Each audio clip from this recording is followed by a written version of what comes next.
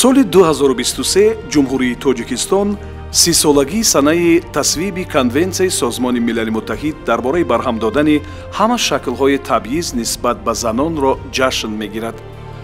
созмони милали муттаҳид 18 декабри соли 1979 конвенсияро дар бораи барҳам додани ҳама шаклҳои табъиз нисбат ба занон қабул кард.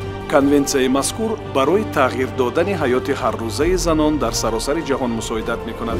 то имрӯз ин конвенсияро 189 аз 193 кишвари узви созмони милали муттаҳид аз ҷумла тоҷикистон ба тасвиб расонидааст. механизмҳои асосии конвенсия, гузоришҳои мунтазами кишварҳо, тадбирҳои махсус ва протоколи факултативӣ мебошанд. конвенсия се андозагирии мақоми занро баррасӣ мекунад. ба ҳуқуқҳои гражданӣ ва вазъи ҳуқуқии занон аҳамияти калон дода мешавад. бархилофи дигар шартномаҳои ҳуқуқи инсон, конвенсия масъалаҳои репродуктивӣ ва таъсири омилҳои фарҳангиро ба муносибатҳои гендерӣ баррасӣ мекунад.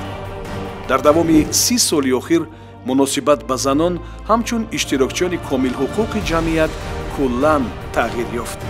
барои ҳукумати тоҷикистон ҳимояи ҳуқуқи занон дар ҷомеа, талош барои баробарӣ ва ҳимоят аз табъизи гендерӣ яке аз авлавиятҳо маҳсуб мешавад. занону духтарони боистеъдод, ташаббускор, ватандӯсти даврони соҳибистиқлолӣ бо дониш, фидокорӣ, ҷасорат, заковат, дониши ҳамаҷониба ва ихтисосҳои замонавӣ дар пешрафти хоҷагии халқи кишвар саҳми беназир мегузоранд.